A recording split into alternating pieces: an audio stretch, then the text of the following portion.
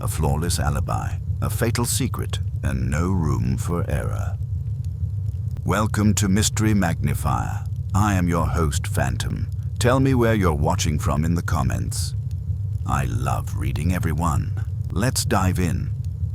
It is a curious thing, my dear reader, how the most polished houses may conceal the deepest cracks. I have seen, in our varied adventures, a good many crimes committed under the rough cloak of poverty, in back streets and muddy lanes. Yet never have I felt so keenly the chill of evil as when it moved, soft-footed and perfumed, through rooms that glittered with crystal and self-assurance. The affair began, as so many do, with an invitation. Hercule Poirot and I had been passing a quiet fortnight in the country. Quiet, that is, by Poirot standards, which allow little peace to the spirit unless the socks are folded with military precision and the breakfast egg is boiled to the exact second. We had taken rooms at a small inn in Surrey, for my old friend had declared, with a complacent wag of his egg spoon, that London was too full of noises and too empty of good sense. I, for my part, welcomed the green lanes and late autumn air. On the morning in question, the post brought a heavy cream envelope bearing a crest I did not recognize, a stag's head surmounted by a coronet. The hand was angular, the ink fresh and decisive. Poirot, ever fastidious, slit it neatly and read in silence. A faint line appeared between his eyebrows. "Eh bien?" I asked, for I have learned to be attentive to that small furrow. It is the first tremor of his little grey cells in motion. He handed me the letter. "Monsieur Hercule Poirot, I beg your pardon for the liberty of addressing you, though we have not met. You may know my name by reputation. Lady Margaret Everhart. I am the widow of Sir Reginald Everhart, late of Everhart Hall, and I write to solicit your assistance in a matter of delicate gravity. 2 nights hence, I shall host a small house party at Everhart Hall to mark my daughter's engagement. I fear that among my guests there will be one whose presence is not merely unwelcome, but dangerous. A crime has not yet been committed. Nevertheless, I believe it will be if certain matters are not brought into the open. It would be of the utmost kindness if you would come and remain with us for a short time. I am loath to explain further in writing. Your discretion will be invaluable. With sincere respect, Margaret Everhart." Poirot's eyes were bright. He drummed once on the table with a finger that was always, I believe, slightly more eloquent than other men's. "A crime not yet committed," he murmured. "Voila. She is wise, this Lady Everhart, or she is frightened. In either case, we go." And so we went. Everhart Hall is the sort of place that makes an old soldier like myself stand a little straighter without knowing why. The drive climbs between great chestnut trees, and at the top the house rises, a sweep of honey-colored stone, formal and controlled, with tall windows that stare down over lawns clipped so evenly one is afraid to tread on them. We arrived toward dusk. Lamps were already lit in the long drawing room, and the air carried a mingled scent of beeswax, log fire, and the faint sweetness of hothouse roses. A footman took our coats as if removing the dust of the outer world from us. Lady Everhart came forward with a grace that was neither warm nor cold, but perfectly practiced. She was a woman perhaps in her late 50s, upright, handsome rather than pretty, her hair silvered at the temples. There was a firmness about her mouth that suggested long habit of command. Yet her eyes, grey-blue, shrewd and good, held a shadow that did not belong to mere social strain. "Monsieur Poirot, Captain Hastings, you are very good to come on so short a notice." Poirot bowed. "Madame, when a lady calls, I come. It is my weakness." Her lips twitched. "I hope your weakness will prove our strength."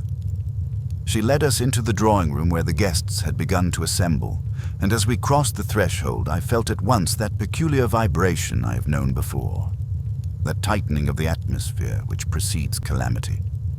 There were 9 people in all, besides ourselves and the household staff.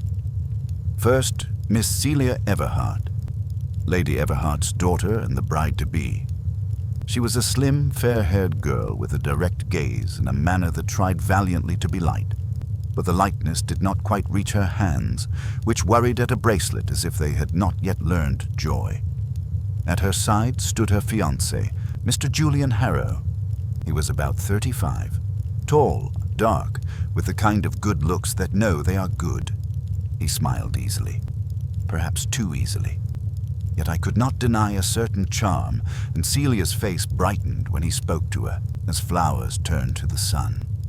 The engagement, I learned, was to be announced formally at dinner that night. Everything in the house seemed to pivot around it. Near the fire, in a chair that might have been specially selected to emphasize his authority, sat Sir Lionel Frobisher, Lady Everhart's brother. A ruddy, bull-necked man in his early 60s, he had the air of one who expects to be obeyed and is faintly astonished when he is not. His voice boomed across the room as he told a story to a thin, nervous-looking clergyman. The clergyman was Reverend Stephen Lacey, rector of the nearby parish. He appeared to be doing his best to laugh in all the right places, but his eyes darted about with a guardedness that interested Poirot at once. My friend has a queer sympathy for timid people. He says their fear is often more honest than another man's confidence. Beside a tea table stood Mrs. Adelaide Trent, a family friend and, by her own proclamations, a connoisseur of people's motives. She wore peacock blue and enough jewelry to float a small boat.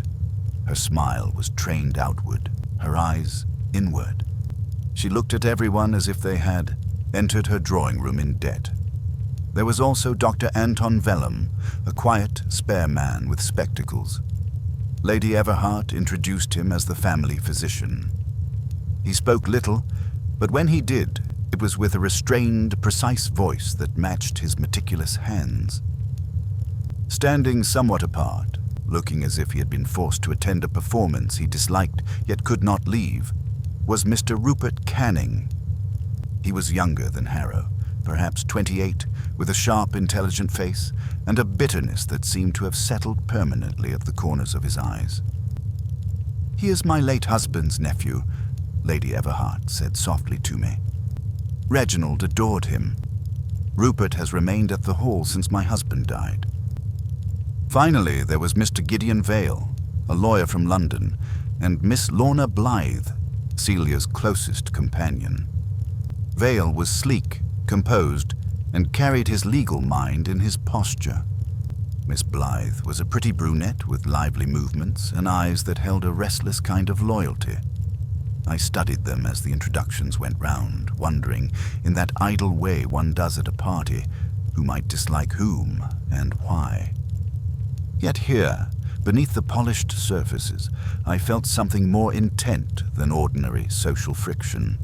It was like standing above a dun-colored pond and knowing, without seeing it, that something large moved below. Poirot, of course, observed each person with his quiet, bird-like attention. He had a way of seeming to admire the furniture, while in reality he took the measure of souls. When the preliminary pleasantries had been exchanged, Lady Everhart touched Poirot's sleeve lightly. "Monsieur, may I have a word?" She led him, us both, through a corridor to a small morning room that smelled of potpourri and old books. She closed the door personally. Poirot waited. He did not like to be hurried in matters of confidence. Lady Everhart, who seemed to understand this instinctively, did not speak at once. She went to the window, looked out at the darkening lawns, then turned back. "I scarcely know how to begin," she said. "There is a tension in this house. It has grown since my husband's death, and now, with Celia's engagement, things have reached a point I can no longer ignore." Poirot inclined his head slightly. "You think there will be a crime, but you do not know what kind." "I'm afraid I do know," she said quietly. "I fear it may be murder." I felt a prickle across my skin. Poirot, unruffled, merely placed his fingertips together. And the victim you fear for, who is it, madame? She hesitated. Me, she said at last. Or my daughter, or... Her voice tightened. Mr. Harrow. Poirot's eyes widened a fraction. You fear for the fiancé also? That is interesting. There have been threats, she said. Anonymous letters. And last night someone entered my private sitting room and rearranged the papers on my desk. It was not theft. It was a message. I can come and go, as I please. Poirot nodded. And you have told no one of this? No one. Not even Celia. There is too much delicate history here, too many old wounds. An open accusation would... She broke off. I need truth before I need scandal. Truth before scandal. It struck me as the Everhart motto. Poirot leaned forward a little. His voice was gentle. Madame, you have done the right thing. Now tell me everything, from the beginning, with no omissions. The smallest detail, you understand, may be the seed from which the tree of understanding grows. Lady Everhart drew a long breath. Very well, she said. Then I must speak of the alibi. At that moment, a gong sounded faintly in the hall. Dinner. Lady Everhart flinched as if the note were a summons of fate. We will speak after dinner, she said quickly. But I warn you, Monsieur Poirot, when you know what each of them can prove so perfectly, it will seem impossible that any crime could be done at all. Poirot smiled, one of those small smiles of his that make a man feel both comforted and slightly outwitted. Madame, he said softly, it is when the alibi is perfect that I become most suspicious. And with that, we went down to dine in a house already poised, like a clock wound too tight for the strike of disaster. Dinner at Everhart Hall that night was a performance of the highest order, arranged with the same care as the flowers that stood in tall white vases between the candles. The room itself, paneled in oak, darkened by time and polish, gave one the sensation of having stepped into an older, sterner century. Yet the company was modern enough. Men in neat evening dress, women with jewels catching the firelight like frost. Poirot was placed, by Lady Everhart's design, on her right hand. I sat on her left, Celia a little further down, and Harrow opposite her. Sir Lionel, booming already, held court at the near end. The servants moved like shadows, silent, assured, bringing each course with the solemn gravity of a ritual. At first, nothing could have been more proper. Lady Everhart spoke with rhythmic ease of local matters and the inconvenience of late trains from town. The Reverend Lacey contributed polite little comments about parish charities. Mrs. Trent complimented the chef in a voice intended to be overheard by everyone. Dr. Vellamate with the calm abstraction of a man to whom meals are physiological intermissions between other duties. Yet beneath it all, I sensed currents of something sharp and restless. Rupert Canning scarcely touched his soup. His eyes were not on his plate, but on Harrow. Watchful, probing, with a look that was almost accusatory. Harrow, for his part, seemed too at ease, too perfectly smiling. He spoke to Celia with warmth that might have been genuine, but when he turned to Lady Everhart, there was a faint tightening about his jaw, as though he were careful not to say too much. Miss Blythe flitted in speech from one to another, trying to brighten the air. She was, I felt, almost feverishly determined that the evening should go well, and the more one strives in that way, the more one betrays a fear that it will not. Mr. Gideon Vale, sleek as a seal, talked quietly to Mrs. Trent about trust deeds and the folly of unregulated enthusiasm in investments. Their voices were low, yet I caught now and then the hard glitter under Vale's courtesy and the greedy curiosity in Adelaide Trent's attention. Then came the moment of announcement. Lady Everhart rose when dessert had been cleared. The candles threw a soft glow on her face, but there was no softness in her posture. She might have been a general addressing troops. "My friends," she said, "thank you for coming to share this evening with us. As you know, my dear Celia has been much courted these past months. She has chosen, and I am happy to tell you that she is engaged to Mr. Julian Harrow." There was an immediate chorus of congratulations. Glasses were lifted.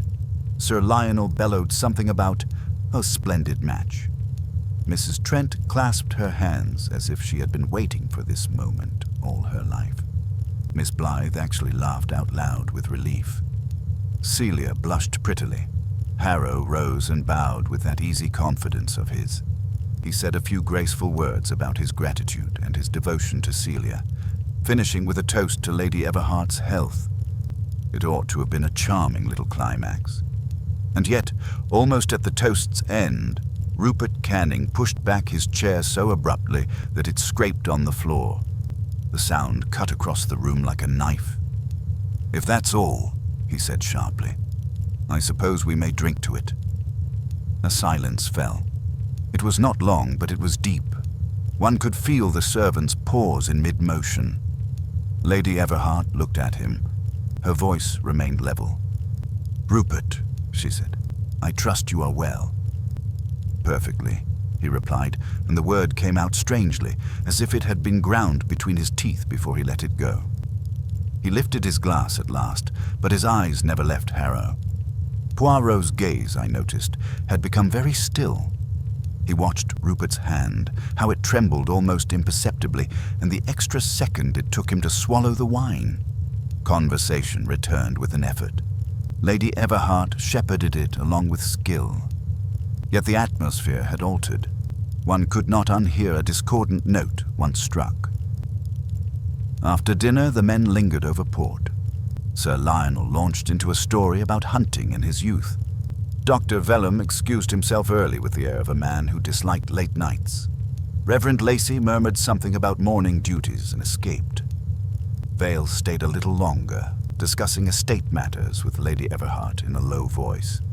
Rupert remained rigidly seated, jaw tight, speaking almost not at all. Poirot made a small show of listening to Sir Lionel, while in truth he observed the rest of the table as a cat observes a field of mice.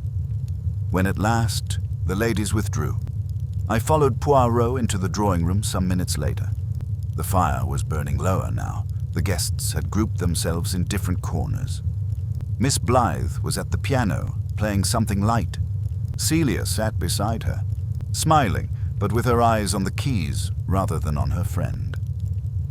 Harrow stood by the mantelpiece talking to Mrs. Trent with a polished ease that seemed to repel intimacy. Vale had drifted toward the library. Rupert hovered near the window, half in shadow. Lady Everhart caught Poirot's eye. Without a word, she moved toward the small morning room, and he fell in at her side. I, not wishing to be left behind when matters were evidently approaching their heart, came too. She shut the door again with that same deliberate care, and for a moment none of us spoke. Then Lady Everhart turned to Poirot. "You saw?" she asked quietly. Poirot lifted his hands a little. "I see always, madame. But I do not yet understand. Tell me of this alibi that is so, how did you say, perfect?" She sat down at her writing desk as though it steadied her. Her fingers, which had been composed all evening, now tightened together. "It concerns my husband's death," she said. I stared.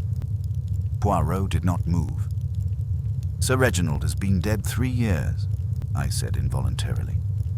"You believe—" "Hush, Hastings," Poirot murmured without looking at me. Lady Everhart nodded as if my outburst were natural. "Yes, 3 years. It was ruled an accident. He fell from the gallery above the east staircase and broke his neck. There were no witnesses, only a crash in the night, the household running, and Reginald lying at the bottom." Poirot's voice was very soft. "But you did not believe it an accident." "I did not," she said. "Or rather, sometimes I did. Sometimes I still do. That is the cruelty of it. There was no sign of struggle, no mark on the balustrade, no reason on the face of it for him to be there at midnight. Yet Reginald had enemies. He had money. He had secrets." She paused. "Each of the people you have met tonight could prove where they were at the hour he died. Some in ways so watertight that the police closed their notebooks and went home satisfied. A sister alone in her room with a migraine and a maid to verify. A brother in London, seen at his club until after 1. A nephew walking on the terrace with a friend, both swearing to the other. A solicitor with lodging receipts in town, a doctor called out to a case, his carriage witnessed at the gate. Even Celia and Lorna, together in the schoolroom making decorations for a fete. The governess with them all evening. She looked up sharply. Do you see why I say perfect? Not one thread was left loose. Poirot tapped his fingertips together. And yet, madame, you received threats only now, 3 years later. Yes, she whispered, because something has changed. The engagement, the will, the money. Poirot raised his eyebrows a fraction. Ah, so there is a new arrangement. Lady Everhart did not answer immediately. Instead, she opened a drawer and drew out a slim, sealed packet. For a second, she held it as if it burned. Reginald made a codicil, she said. It has been kept with Mr. Vale these 3 years. I asked for it back last week because I meant to read it to the family when Celia announced her engagement. It changes everything. She slid the packet across the desk toward Poirot. And someone knows, she added, her voice trembling for the first time. Someone knows what is inside, and they are desperate enough to kill again rather than let it be read aloud. Poirot did not touch the packet. He looked at Lady Everhart as if he were looking not at her, but through her, to the shape of the fear behind. Madam, he said gently, you will not read it tonight. You will give it to me. She hesitated only a moment. Then she nodded. I will do whatever you say. A clock chimed in the hall. 11 slow, deliberate strokes. With each one, the house seemed to hold its breath. Poirot rose. Good. Now we go to our rooms. Tell no one. Speak as usual. But, madame, lock your door. And you, Hastings, be so kind as to keep your ears open. In a house of perfect alibis, the smallest sound may be the loudest truth. We left her then. As we stepped into the corridor, the last chime faded away. Somewhere, far off, perhaps near the east staircase, a board creaked as though a cautious foot had shifted its weight in the dark. Poirot and I went upstairs at once, accompanied by that peculiarly attentive silence which settles upon a great house when the day's formalities are over. The lamps in the corridors were turned low. The portraits of dead Everharts looked down at us with a chill indifference.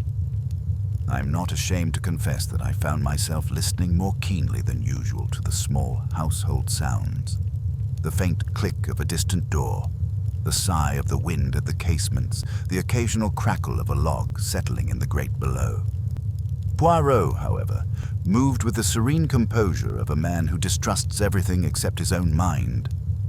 Once in our rooms, 2 adjoining chambers at the end of the west wing, he locked the communicating door between them and then the main door to mine. You will sleep, yes? He asked.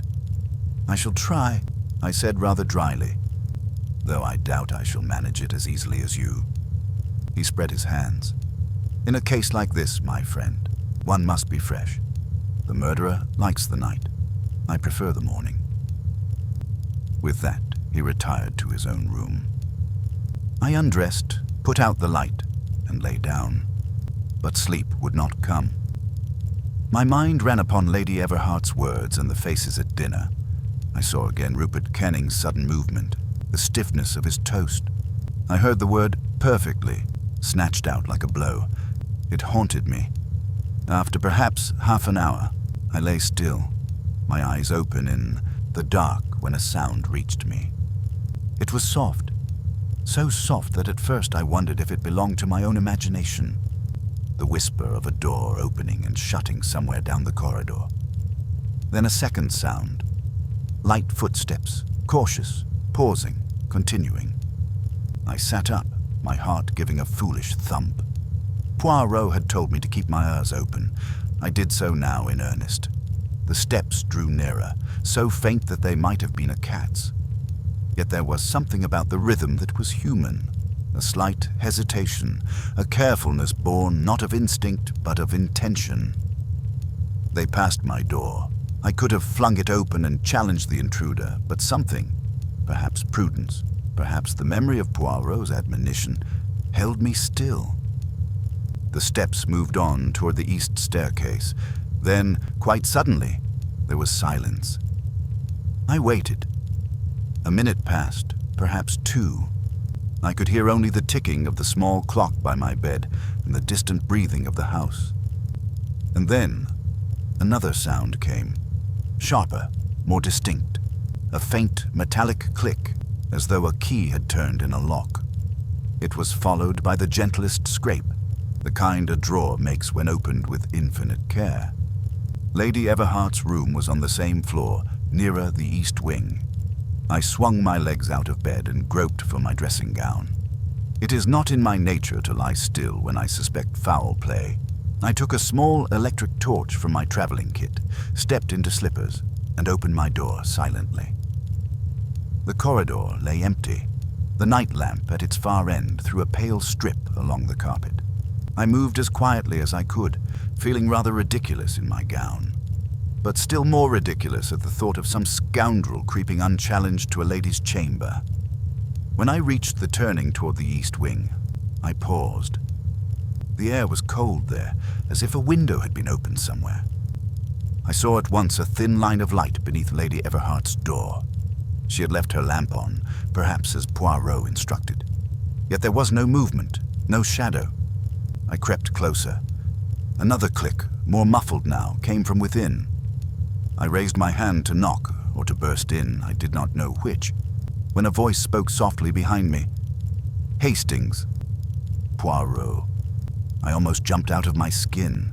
He stood in the striped silk of his dressing jacket, neat as if for an afternoon call. His face was calm, but his eyes were alert. "You heard it too?" I whispered. He nodded. "You have the ears of a rabbit when the carrots are threatened. Now, shh." He put a finger to his lips and bent toward the door. We listened together. From inside Lady Everhart's sitting room, into which her bedroom opened, came the faintest rustle. Then, like a breath drawn too sharply, a sound of surprise, half a gasp, half a stifled cry. Poirot straightened. "That is enough." He tried the handle. It was locked. For a second I saw a flash of annoyance cross his face, as though he disliked even a lock that opposed him. Then he rapped, sharply. "Madame Everhart, open at once. It is Poirot." There was no answer. "He has gagged her," I muttered, my blood rising. Poirot shook his head with a swift decisiveness. "No, she would have cried out. There is another explanation. Stand back." Before I could quite understand, he beckoned to me to put my shoulder to the door. Between us, we struck it hard. The lock gave on the second blow, and we stumbled in together. The lamp on the desk burned low. The room was in perfect order, too perfect. The chairs were as they had been left. The papers on the desk were neatly aligned. Yet Lady Everhart herself was not there. "Bedroom," I cried. Poirot was already across the carpet. He threw open the bedroom door. The bed was untouched. The curtains were drawn. The room smelled faintly of lavender. For one absurd moment, I thought, perhaps she's in the bath. Yet the coldness in my stomach knew better. Poirot's eyes swept the room like a searchlight, then returned to the sitting room. He strode to the desk and with an almost tender precision examined the drawer Lady Everhart had opened earlier. It was empty. "So," he said softly, "they came for the codicil." "Then they must have taken her as well," I said. Or, my voice stopped of itself, because I noticed something on the floor. It was a small object, black against the pale rug. I stooped and picked it up. A cufflink. Gold, with a tiny stag's head in relief. Poirot took it from me without a word. He turned it over once, twice. "The stag's head," he murmured. "The Everhart crest. It belongs to the household, then?" "To the household," he agreed. "Or to one who wishes to appear so. But see." He held it nearer the lamp. On the back, almost invisible unless the light caught it, were the engraved initials, J.H. Julian Harrow. I felt as though the room had dipped sideways. Harrow? But he was in the drawing room when we went upstairs. I saw him myself. Poirot looked at me, and in his eyes there was no surprise, only a cool measurement. "Yes," he said, "you saw him. That is not the same as knowing where he was 10 minutes later." He moved to the window. The latch was unfastened. A thin seam of night air entered. "He came in this way," Poirot said, indicating the garden below. "Or someone wished us to think so." A sudden sound behind us made me wheel. The door had opened quietly. Miss Blythe stood there, white-faced, her hair loose over her shoulders, a candle in her hand that shook so violently the wax ran down in a thin stream. "Captain Hastings, Monsieur Poirot." She could scarcely speak. "I heard something. I saw a light. Is Lady Everhart?" Poirot's voice was gentle, almost paternal. "Mademoiselle, calm yourself. We are only checking that Madame is well. She's not in her room. Do you know where she might be?" "No," she whispered. "She went up before everyone. Celia and I were with her, after the music. She said she was tired. She locked her door. I heard the key." Poirot nodded. "And after that?" Miss Blythe swallowed. I went to Celia's room. We talked. She was upset about Rupert. Then I came back to my own room. She looked helplessly between us. I didn't hear anything." "Did you see Mr. Harrow leave the drawing room?" Poirot asked. Her eyes widened. "No, not exactly. I mean, Mrs. Trent went up early. Gideon Vale went to the library. Rupert vanished, I don't know when. Sir Lionel was in the smoking room, but Julian was there when I left, speaking to Celia. If someone had left by the terrace door," Poirot went on, "you would have heard." "The terrace door?" She shook her head. "No, monsieur. The piano was loud, and the fire, I'm sorry, I can't be sure." Poirot regarded her for a moment, and in his look there was something that seemed to reassure her in spite of herself. "Merci.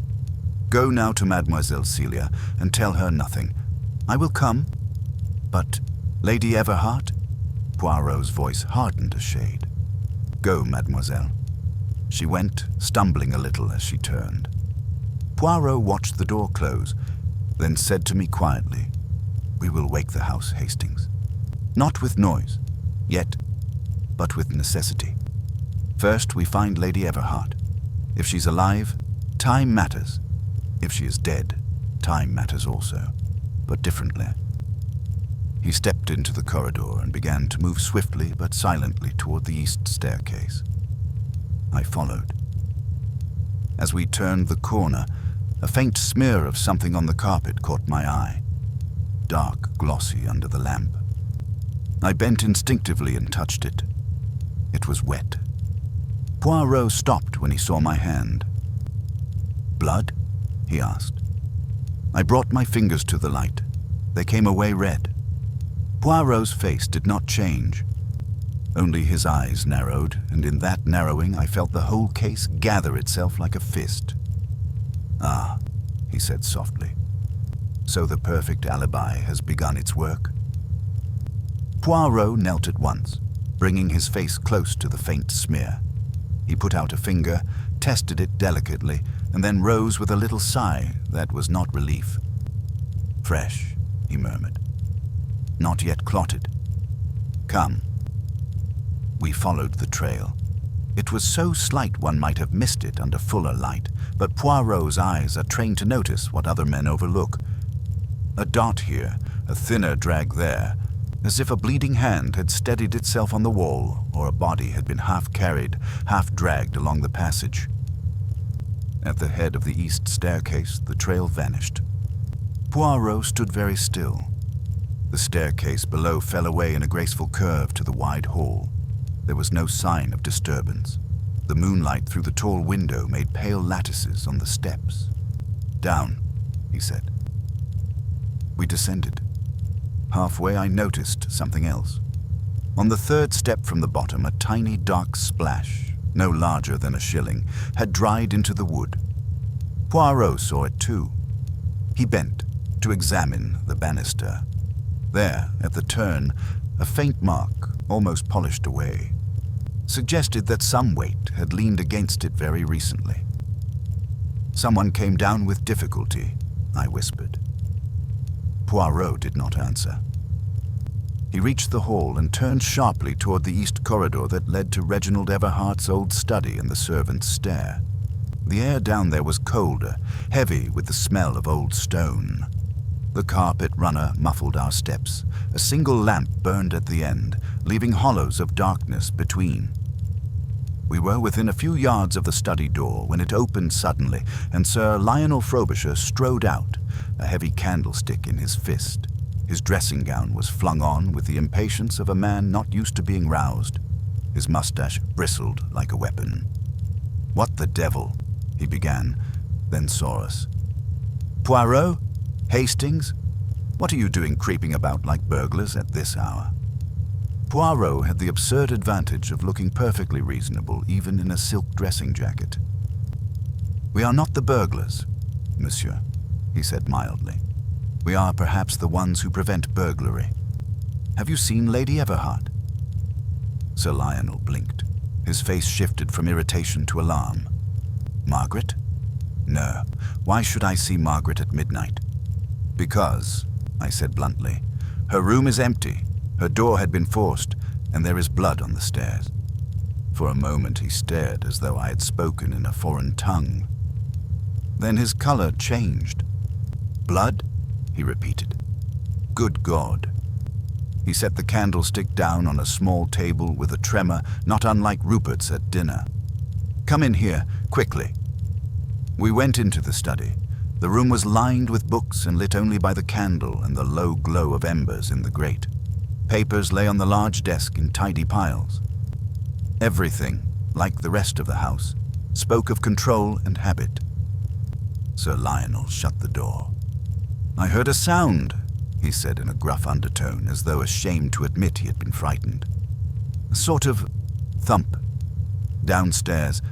I thought a servant had dropped a tray. Then I heard someone moving on the stairs. I came out to see what was what." Poirot nodded. "At what time was this thump?" 10 minutes ago, perhaps less." He looked from one to the other. "You say Margaret is gone?" Poirot's eyes were on the floor. "Not gone by herself, I think." "Then someone—" Sir Lionel broke off. "Who? In God's name, who in this house would lay hands on her?" Poirot lifted his head. "That is what we will discover. But first we find her. With your permission, monsieur, I will wake Dr. Vellum and the household. You will go at once to your sister's bedroom and see if perhaps she has fainted in some corner, yes?" Sir Lionel hesitated. His bulldog certainty had taken a blow. Yet he obeyed, perhaps because he had no other anchor. He seized his candle again and lumbered out. Poirot went to the bell pull and rang, not violently but with firm repetition. The sound echoed down the silent corridor. In less than a minute, a footman appeared, young, sleepy-eyed, shirt hastily buttoned.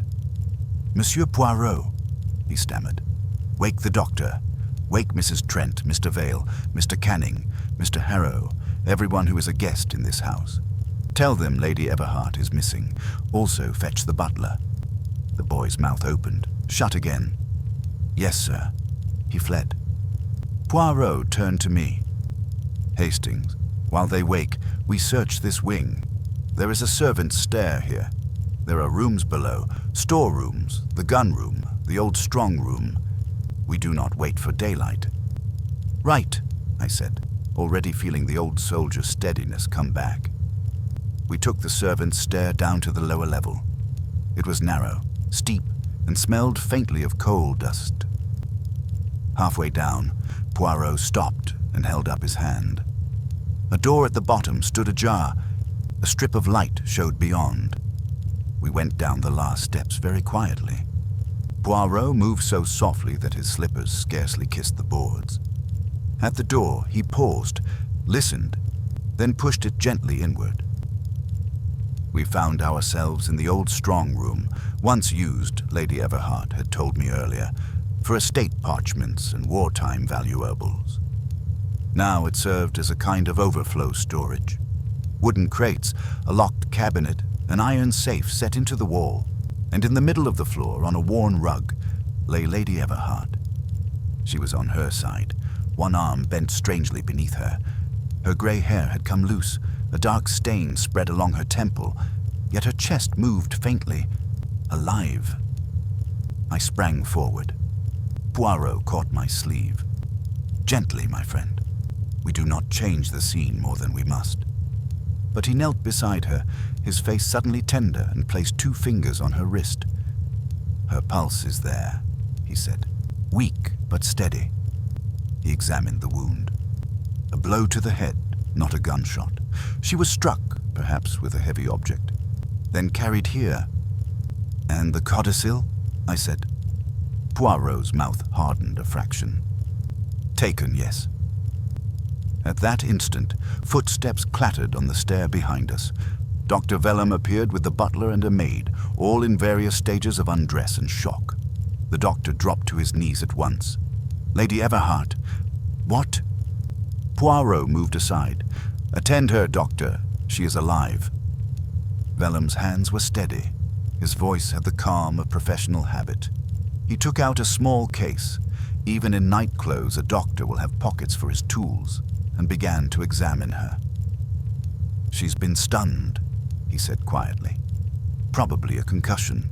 We must carry her to bed." Poirot nodded. "But first, doctor, look around. Observe where she lay, how she was placed. The carpet, notice the direction she was dragged, the marks on the floor." Vellum glanced up, slightly surprised by the instruction, then complied, his eyes following Poirot's indication.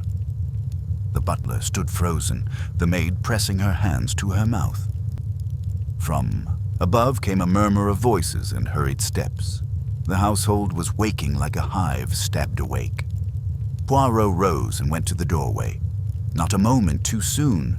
Figures were already spilling into the corridor. Mrs. Trent in a silk wrapper, wide-eyed and eager. Gideon Vale with a severe face that tried to look unshaken. Miss Blythe, half in tears. Celia pale as paper, clinging to Harrow's arm. Rupert Canning rigid, his eyes blazing. And Sir Lionel, candle in hand, breathing hard. "What is it?" Celia cried. "Mamma!" Poirot raised both hands. "Mademoiselle, calm yourself. Your mother lives. She has been attacked." A sound went through them all. Relief tangled instantly with horror. Harrow said sharply, "Attacked? By whom, sacre?" Poirot replied, and his voice was mild but carried like a bell. "That is the question. For now, no one leaves this house." Vale frowned. "Monsieur Poirot, surely—" "No one," Poirot said again, with a quiet finality that made even Vale fall silent. Rupert took one step forward. His voice shook with fury. "This is because of that damned codicil," he said. "I warned her. I told her there would be blood if she meddled with Reginald's will." Lady Everhart stirred faintly at the sound, a little moan escaping her. Celia made to rush to her. Dr. Vellum stopped her gently. Poirot's eyes went to Rupert. "You warned her, monsieur?" Rupert's face twisted. "Yes. Because someone in this house has been waiting 3 years to finish what they started." Mrs. Trent gasped dramatically. "Finish what?" "Rupert, what do you mean?" Poirot did not let him answer. He turned instead to the butler, who had keys to the strong room. The man swallowed. "My lady had one, sir. Sir Reginald had one in his time. I have a master set for emergencies. The housekeeper keeps another." "And the east wing doors to the terrace?" "Locked at 10, sir, but there are keys. Sir Lionel has one. My lady has one. Mr. Harrow." He hesitated, then added, "Mr. Harrow was given one for his convenience these past days." Every head turned toward Harrow. He flushed, then smiled tightly. "Naturally. I'm to be family." Poirot's gaze did not leave him. Naturally. He stepped back from the doorway, letting them all look at Lady Everhart where she lay. "Now you see," he said softly, "what a perfect alibi is worth. Tonight there will be many stories of where each of you was and who can prove it. We will hear them all in the morning.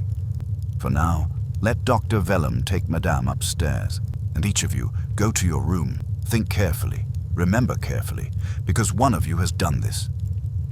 And one of you," he added, his eyes flicking to each face in turn, "believed it could never be traced." The doctor and butler lifted Lady Everhart onto a stretcher improvised from a blanket. She was carried out slowly, her head lolling. Celia followed, sobbing quietly.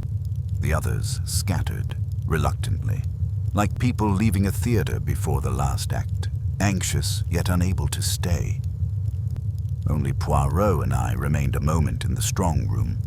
On the hearth, half hidden behind a crate, I noticed something glint faintly in the candlelight. I stooped and drew it out. A paper knife, heavy and ornate, its ivory handle carved with a stag's head. The blade was smeared at its base with a dark, sticky trace. Poirot's eyes gleamed. "Voila," he said softly. "We have the instrument, perhaps, but not yet the mind that guided it." Morning brought a thin, reluctant light to Everhart Hall, one of those gray autumn mornings that seemed to have been rinsed out in cold water. The house, however, was far from rinsed. It hummed with that nervous, controlled agitation which follows a night of violence among people unused to disorder. Poirot had insisted we breakfast early in our rooms. He ate with his usual methodical care, stirring his coffee precisely 7 times, but I knew he took in scarcely a mouthful. His mind was already in the strong room with the paper knife, on the staircase with the blood, and, above all, in the hearts of those who had slept behind locked doors while Lady Everhart lay senseless on a rug. At 9, precisely, a footman appeared. "Madame Everhart is awake, sir," he said. "She requests to see Monsieur Poirot at once. And the guests, my lady asks that they gather in the morning room when you are ready." Poirot rose at once. "We go first to Madame. Afterwards we hear the others." Lady Everhart's bedroom was cool, airy, and almost offensively serene. The curtains had been drawn back. A small fire burned. She lay propped against pillows, a white bandage about her temple. Her face was pale but composed, as though she refused to let even injury shake her dignity. Celia sat beside the bed, her hands clasped around her mother's. Dr. Vellum stood at the foot, looking tired but alert. Lady Everhart gave Poirot a faint smile. "Monsieur," she said, "I am so sorry to have troubled you so quickly."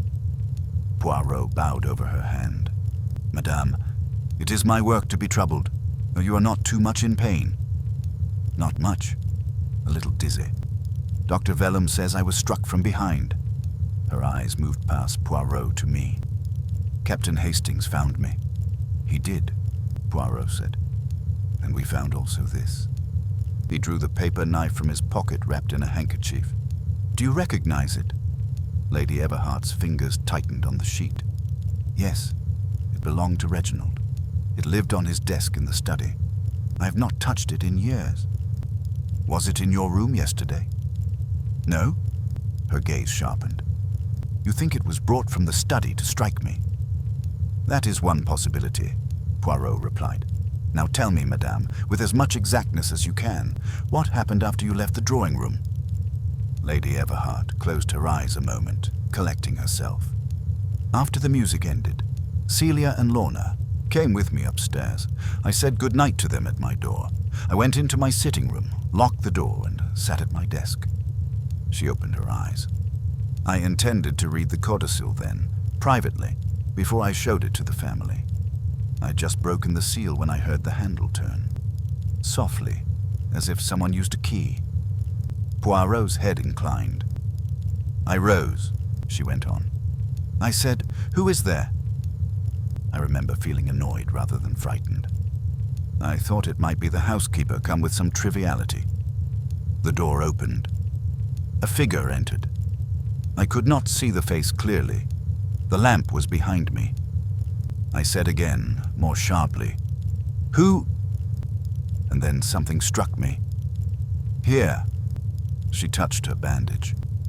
I felt the blow, and then nothing. When I came to myself, I was in the strong room. Poirot was very gentle. "You saw nothing else? No voice, no scent, no sound?" She frowned, searching memory.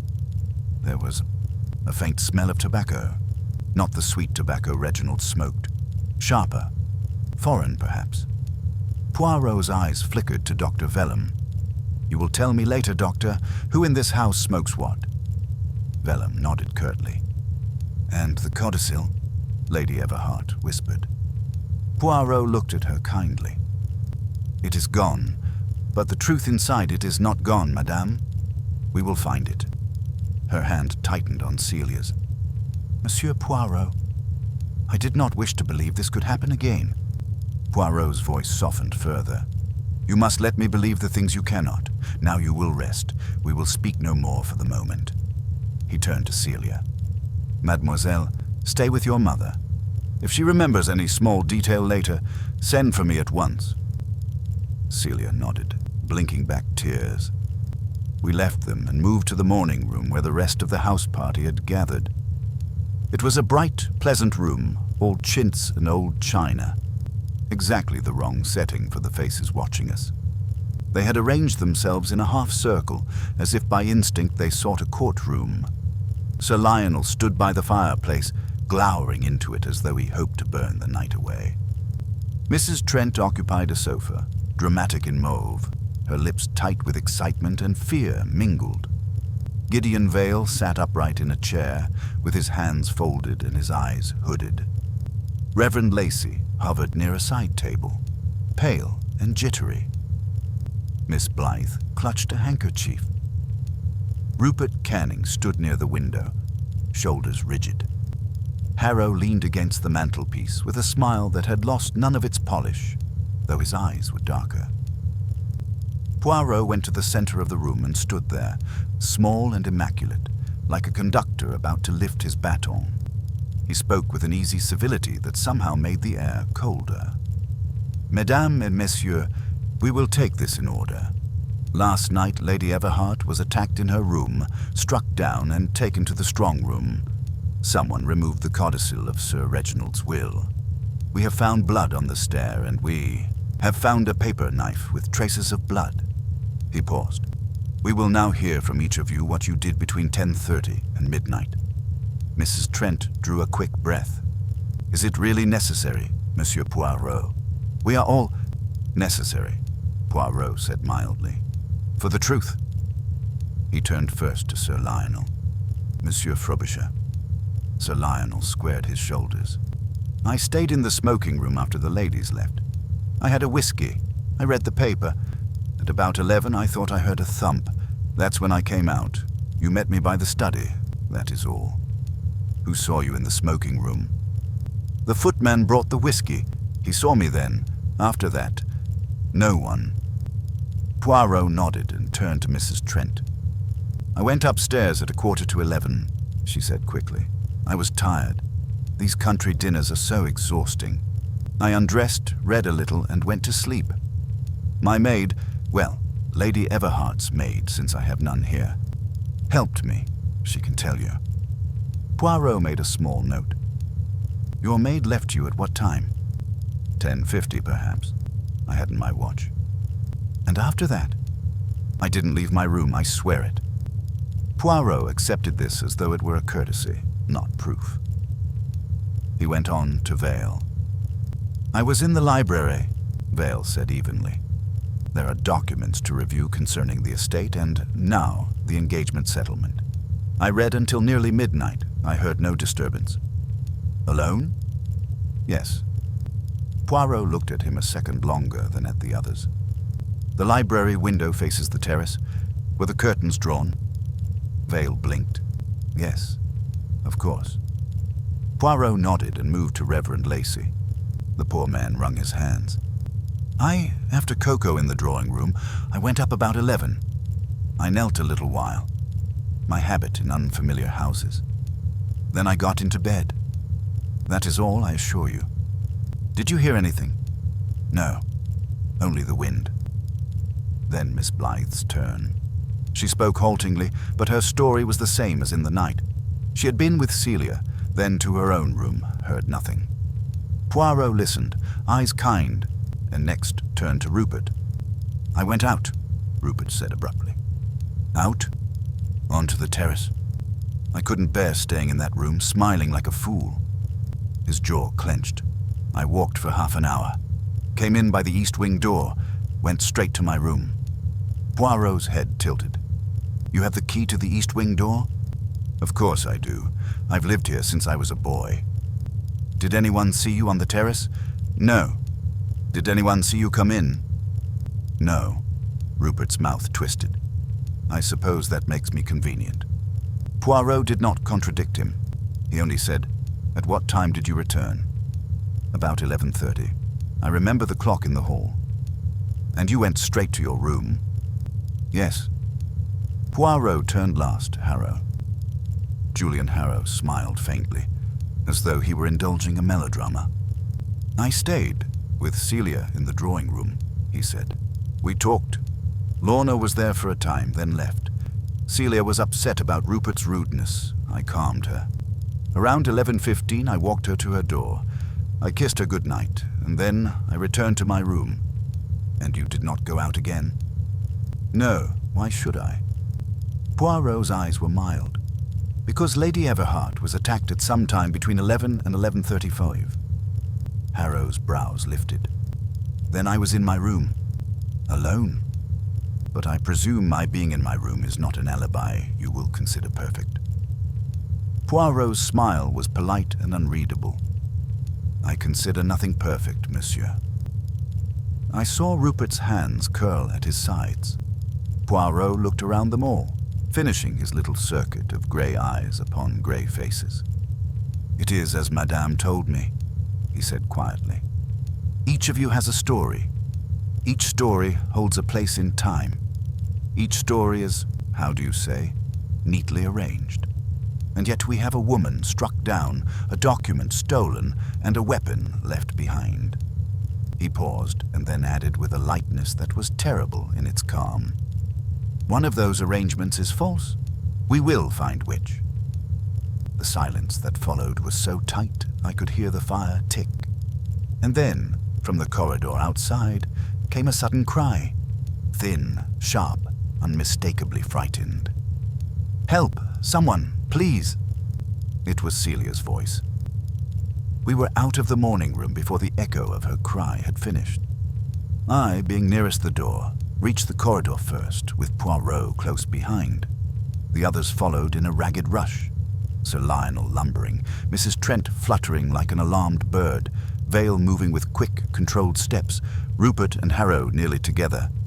Celia stood outside her mother's bedroom, one hand pressed to her mouth, the other pointing with a trembling finger into the room.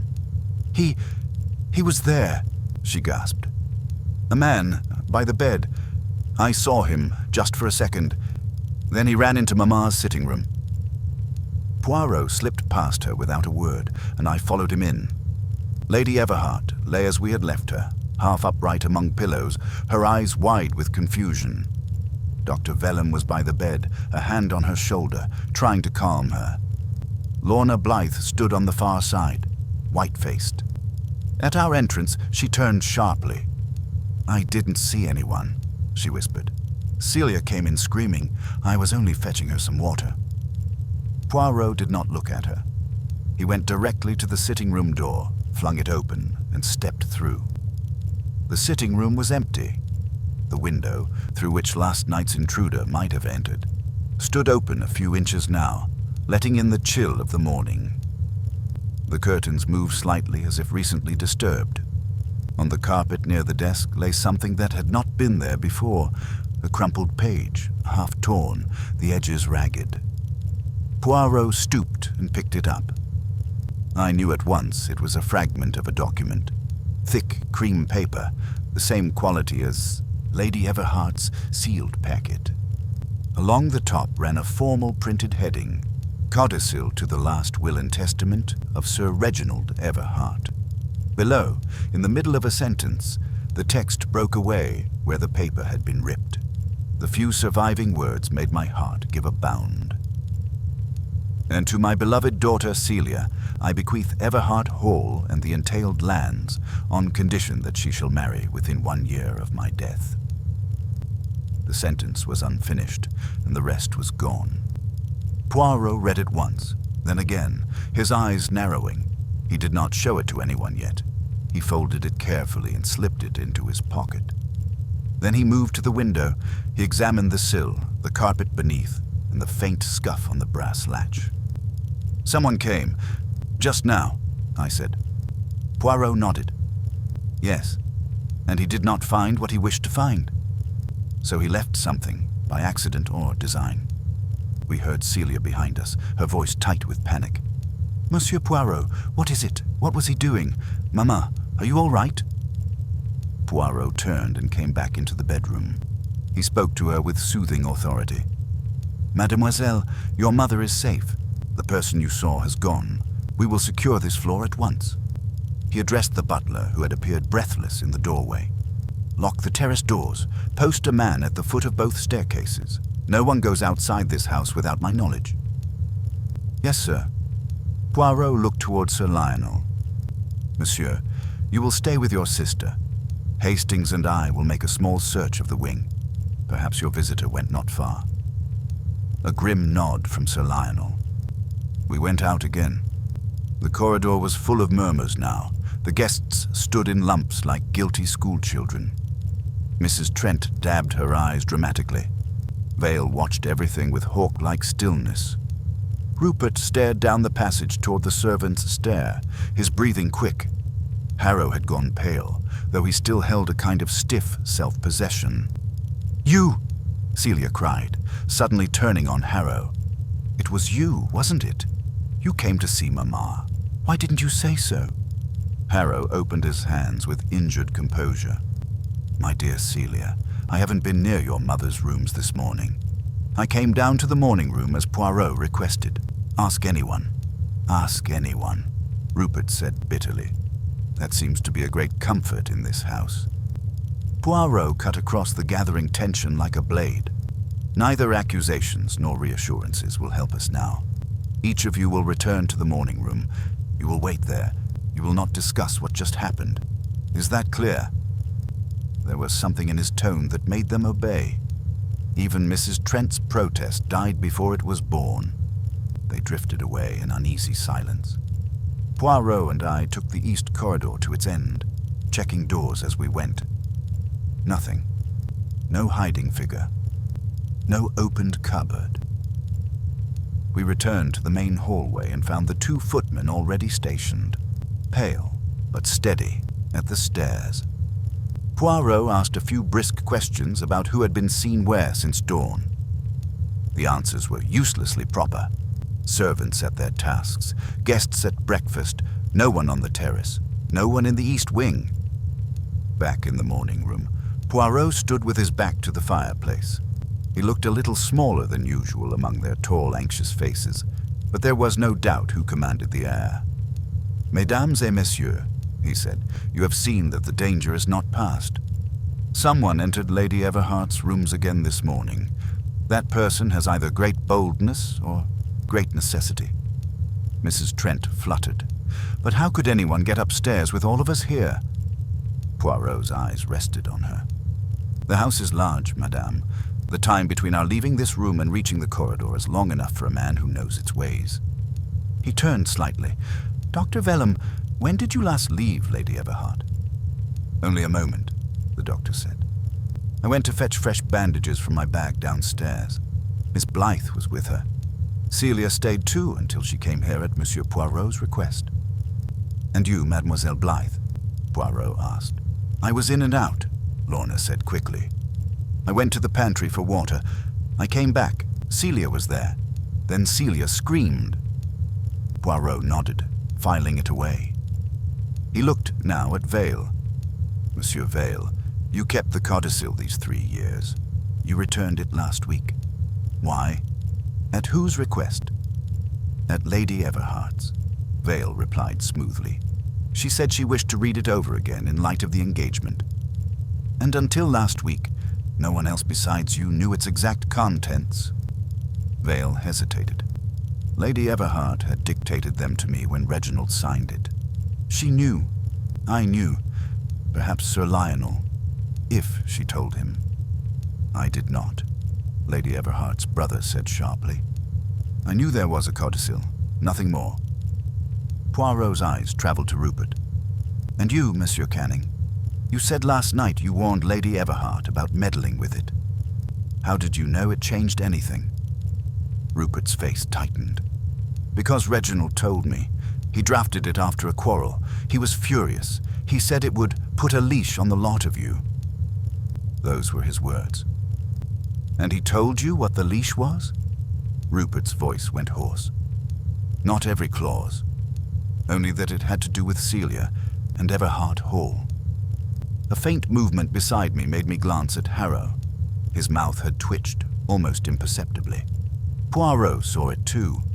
His gaze snapped to Harrow with sudden sharpness. Monsieur Harrow, you're a man of London, yes? You have business there. You have friends there. Your tobacco last night. What brand is it? Harrow blinked. My tobacco? I don't see. Answer, if you please. A flush mounted in Harrow's cheek. Turkish.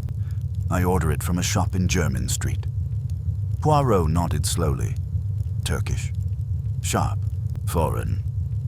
Harrow laughed in a short, incredulous burst. You can't be serious. Half the men in England smoke Turkish these days. It's fashionable. Fashion, Poirot murmured, is often an excellent disguise. Rupert made a low sound, half anger, half triumph. Celia stared at Harrow as if she had never seen him before. Juliane, she whispered. Why would Monsieur Poirot ask that? Harrow went very still. Because he wishes to suggest absurdities. I've done nothing, and I will not sit here while I'm hunted like an animal. Poirot did not move, only watched him in silence that was more threatening than noise. Then Dr. Vellum spoke, quietly, but with the weight of a fact dropped into water. Monsieur Poirot, he said, there is something else you should know. Lady Everhart's concussion is not the only injury she sustained. Her wrists are bruised. She was bound with cord. Mrs. Trent gasped. Lorna gave a little cry. Sir Lionel swore softly under his breath. Celia went white again. Poirot's expression did not change, only his voice lowered. Bound with cord and carried to the strong room. That is not the act of someone who wished merely to frighten. It is the act of someone who had time, who believed he had time. He looked around the room once more, and now the suspense was like a wire drawn tight. This morning's intrusion, he said, tells us something very clear. The thief is not satisfied. He does not yet have what he came for. Either the codicil is incomplete, torn, missing pages, or there is another document connected to it. He returned because he believes that second piece is here. He paused, letting the idea sink into each startled mind. And now, he added quietly, we will find out what Sir Reginald intended to say in the part that has been torn away. He took from his pocket the crumpled fragment and laid it on the table. Even before he read it aloud, I saw Harrow's eyes flick to it like a starving man's. We sat there, every one of us, about the long table in the morning room, with the crumpled fragment lying between the sugar bowl and the vase of late chrysanthemums like a dropped gauntlet. For a moment, nobody spoke. Then Poirot, with that maddening deliberation of his, smoothed the paper flat and regarded it not as a sentence but as a symptom. He did not read it aloud at once. Instead, he looked at the faces around him, at Celia's stricken bewilderment, at Harrow's stiff smile that now had the look of a mask fitted too tightly, at Rupert's taut anger, Mrs. Trent's greedy alarm, Sir Lionel's blustering unease, Vale's quiet watchfulness, Lorna's frightened loyalty, the Reverend's trembling piety. His gaze rested last upon Dr. Vellum, who stood a little apart by the door, hands in his pockets. "Mes amis," Poirot said softly, "you think perhaps that this paper tells you everything. You are wrong. It tells me only one thing, where I must look for the rest." "You mean there are more pages?" Sir Lionel demanded. Poirot waved a small hand. "Perhaps. Perhaps not. A codicil in itself is not long usually, but the sentence is torn here in the middle not because the paper is impatient, but because a human hand tore it. One who tore wished to conceal the words that followed." Mrs. Trent leaned forward. "Then why leave this bit at all? It's madness." Poirot smiled gently. "Because, madame, the intruder was interrupted, or because he wished to frighten, or because he is not so clever as he thinks. But tell me, who in this house has most to fear from the missing words?" Rupert answered at once, harshly. "Harrow, if the codicil ties Celia's inheritance to some condition, he'd be the one who loses if Mama reads it." Harrow's head snapped up. "That is pure invention. What in God's name would I be afraid of? Her marrying me fulfills your precious condition, doesn't it? It says so right there." "Ah," said Poirot softly. "You read it quickly, monsieur, and you assumed something quickly. That is very human." Harrow flushed. Anyone can see only what is on the paper," Poirot interrupted. "The rest is in the torn-away part." He leaned forward on his fingertips. "Now listen, I will tell you what was in the missing part. Not because I have read it. I have not. But because Sir Reginald Everhart told us, 3 years ago, by the way he died." A deep silence fell. Celia drew a sharp breath. Poirot turned his head toward Sir Lionel. "Monsieur Frobisher, your brother-in-law died by a fall from the gallery. You were in London that night, yes?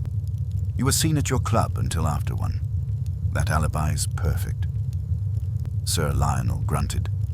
"Yes, and..." Poirot's eyes slid to Mrs. Trent. "Madame Trent, you were in bed with influenza. The maid brought you hot water. You never left your room. Perfect." To Rupert. "You walked the terrace with Reginald's friend, Colonel Satterthwaite, who has since died. He swore you remained with him." Perfect. To Vale. "You slept at your chambers in London. The porter saw you come in." Perfect. To Dr. Vellum. "You were called to a patient and your trap was seen at the gate." Perfect. To Celia and Lorna. "Together in the schoolroom with the governess." Perfect. Poirot opened his hands slightly. "And yet Sir Reginald fell. Someone met him on that gallery. Someone startled him, pushed him or lured him. Someone then relied on a perfect alibi to make the police go away." His voice warmed, but not with kindness, with certainty. "You see, the alibis were not the protection of innocence. They were the first proof of guilt, not because one was false then. No, they were true, but because they were arranged." Reverend Lacey whispered. "Arranged? Not by one person," Poirot said, "but by Sir Reginald himself." A murmur ran around the table. Sir Lionel's brows shot up. "Sir Reginald was a man who feared something," Poirot went on. "He was not afraid of the world. He was afraid of what was in his own house. So he prepared. He invited each of you here on some pretext that week. He placed each of you, like chessmen, in positions where later you could be proved. He created, deliberately, a closed circle of perfect alibis." "Why would he do that?" Celia cried. Poirot looked at her with a curious gentleness. "Because, mademoiselle, he intended to change his will in a way that would make one person desperate. He knew that when the codicil was read, that person would act. He wanted the act to happen while every other person was protected from suspicion by alibi. He was not content to guess who might kill him. He wished to know." The room was very still now. One could hear the faint rain tapping the panes. "That night," Poirot said, "Sir Reginald went to the gallery above the east staircase with someone. Perhaps he asked them there. Perhaps they asked him. He meant to confront them, They meant to end him. He fell. The murderer believed he could never be traced because all the others would swear where they were. But that very perfection had a flaw. I said involuntarily, "The flaw?" Poirot turned to me. "The flaw is always the same, Hastings. A murderer who trusts too much in the arrangement forgets that arrangement itself has a maker, and the maker leaves traces." He stood up. He went to the sideboard and poured himself a small glass of water. It was a habit of his before speaking at length. Then he returned and faced them.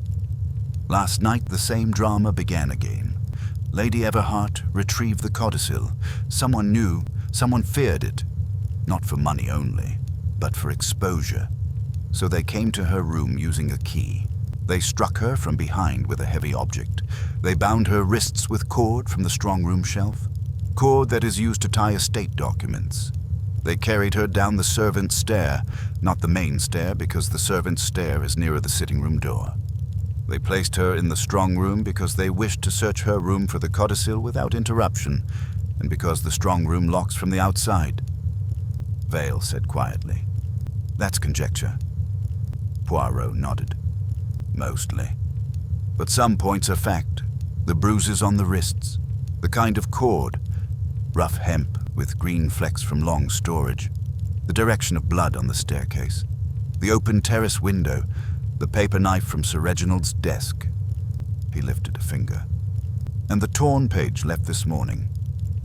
Mrs. Trent swallowed. "It was left to point at Harrow." "Exactly," said Poirot. "Because it is the part that suggests Harrow. The intruder wanted you to read only this much. Celia inherits on condition she marries within 1 year.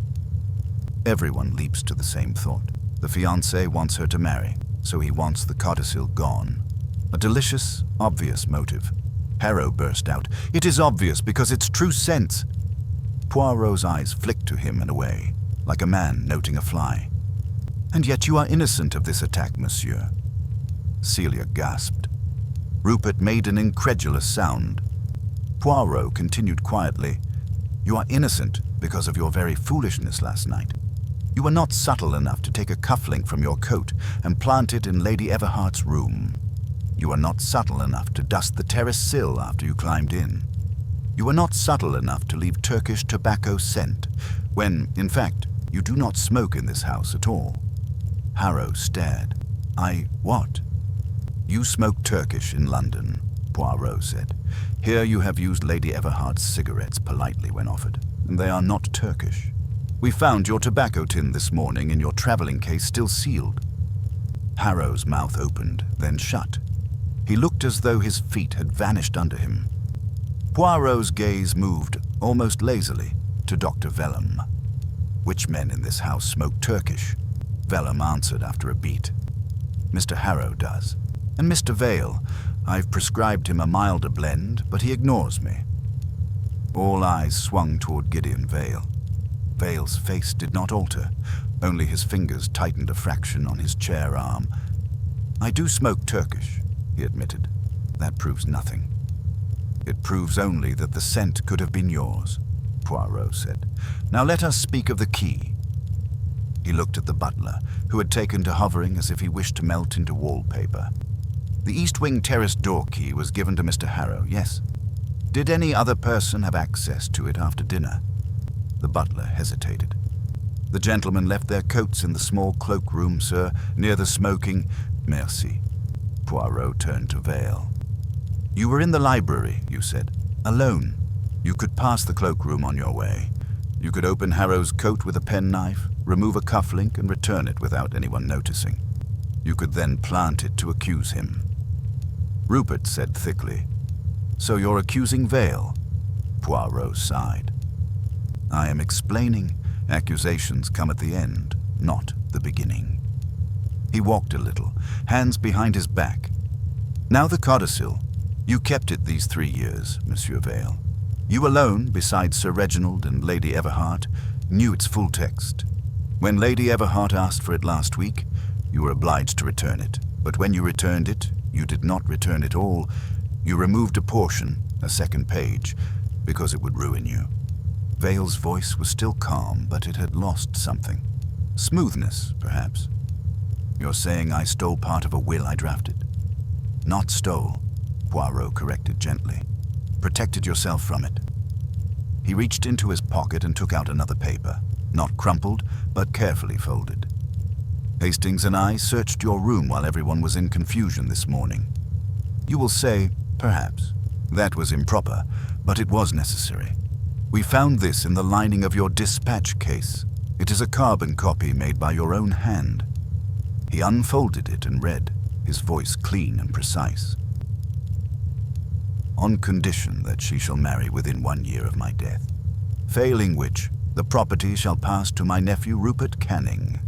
Further, I hereby appoint my solicitor, Gideon Vale trustee during the year, but require a full account of all monies withdrawn from the Everhart Trust between January of the previous year and the date of my death. A stunned stillness swallowed the room. Sir Lionel stared as if he'd been struck. Rupert's breath came out in a rough burst. Celia's hands flew to her mouth. Poirot folded the paper again. You see now why someone was desperate. There was not only the condition of marriage, which might shift the estate to Rupert if Celia did not marry soon. There was also an audit, a demand that the trustee account for withdrawals made before Sir Reginald's death.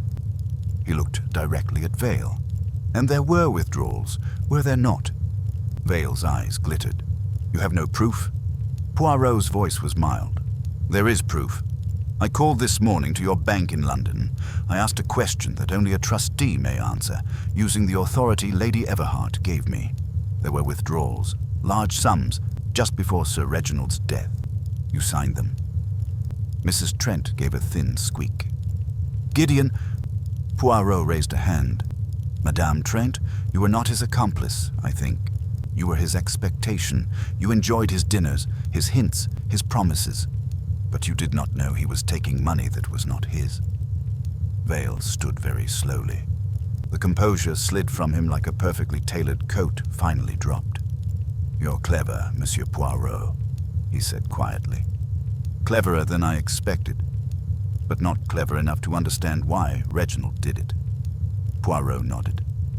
Ah, we come to psychology. He suspected you, monsieur. He suspected you for a year. He could not prove it. So he wrote the codicil to force you into the open. He set the house party to protect the others and to watch you. He wanted to see if you would kill him. You did. Vale's jaw tightened. He was going to ruin me. He enjoyed it. He was a tyrant in silk gloves. And yet you chose murder, Poirot said softly. You pushed him on the gallery when he confronted you. Then you relied on your London alibi. But you made one mistake then. Small, almost invisible. You did not expect the old man to fight for balance. There were scratch marks on the balustrade on the inner side, not the outer. A right-handed man falling by accident clutches outward. A right-handed man pushed clutches inward. I saw those marks this morning. They were filled with old polish, but still they spoke. He let that hang, then went on. Last night you acted again. You could not allow Lady Everhart to read the codicil aloud. If she did, Rupert would learn he was heir if Celia delayed marriage. Celia would learn she must decide freely, and above all, the audit would be known and demanded. You would be finished. So you came up through the terrace door, using Harrow's key you took from his coat. You struck Lady Everhart with the paper knife from Reginald's desk. An ironic choice, no? You dragged her down, bound her, locked her here. You searched for the codicil and tore away the audit clause to hide it, but in your haste you left a fragment. When you realized this morning that you had lost a page and perhaps left the fragment behind, you returned boldly to recover it. Celia saw you and screamed. You fled, leaving her that piece to deepen suspicion on Harrow. Vale laughed softly without humor. Everything beautifully arranged, like stitches. Poirot looked at him with sorrow now, not triumph. Yes, like stitches. But there is always the knot, monsieur. You tied your cord with the sailor's knot you learned in the Navy as a young man. I saw it on Lady Everhart's wrists. No one else here ties that knot except Captain Hastings, and he was with me. That knot was your signature." For a second, I felt a cold admiration despite myself. The little grey cells had been at work indeed. Sir Lionel found his voice at last, thick with rage. "You filthy thief! After all Reginald did for you?" Vale's head turned, weary rather than defiant. "Reginald did nothing for me except hold the leash and smile when it tightened. I won't apologize for hating him. I only regret that Margaret was in the way." Celia made a sound like a sob swallowed by shock. Poirot spoke quietly to the butler. "Send for the police and tell them to bring restraints." The butler dashed out. Vale did not bolt. He merely stood there, hands at his sides, a man exhausted by 3 years of fear. Poirot approached him and said low, so only we could hear, "You might have walked away, monsieur, even after his death. Fear brought you back. Fear makes men clumsy." Vale's eyes met his, and in them I saw something close to ruin. "Fear," he said, "and greed. The perfect alibi is a sweet drug." Poirot nodded once as if confirming a diagnosis. When the police came, he went quietly with them. There was no struggle. The house exhaled a long breath it had been holding since Reginald's fall. After the bustle had subsided, we gathered again, Celia with her mother's hand in hers, Rupert standing awkwardly near the window, Sir Lionel silent and stricken, Harrow pale but steady, Lorna tearful, even Mrs. Trent subdued for once. Poirot spoke to Celia gently. "Mademoiselle, your father wished you to be free. He feared you would marry for pressure, for money, for gratitude. That is why he set the year. It was not cruelty, it was protection."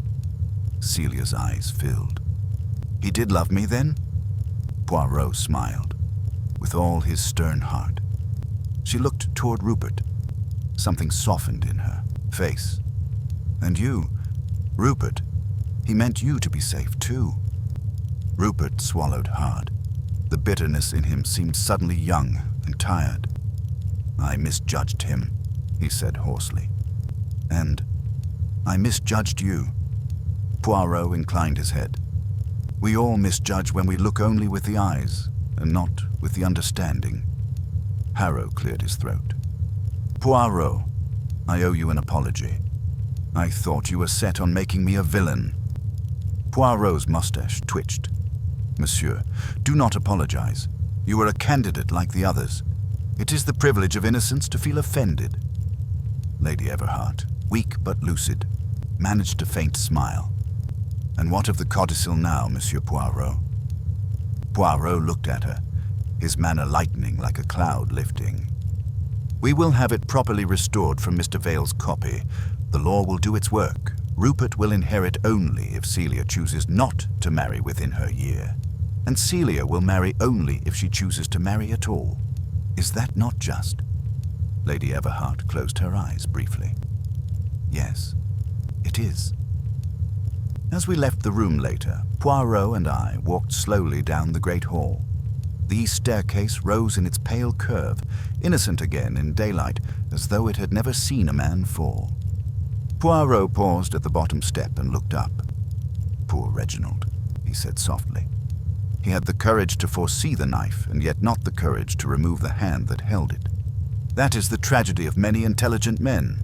They arrange the stage, but they think they can survive the play. "And Lady Everhart?" I asked. "She will be all right." He nodded. "She will live. She will grieve. She will also be relieved. Truth is sometimes painful, Hastings, but it is also a kind of air one can breathe again." He turned away at last, immaculate even in fatigue. "Come," he said. "We are finished here, and I confess, after a night among perfect alibis, I desire nothing more than an egg boiled properly and a world that makes a little sense." I could not help smiling even then, for if the human heart remains a labyrinth, at least it is comforting to travel it sometimes in company with Hercule Poirot.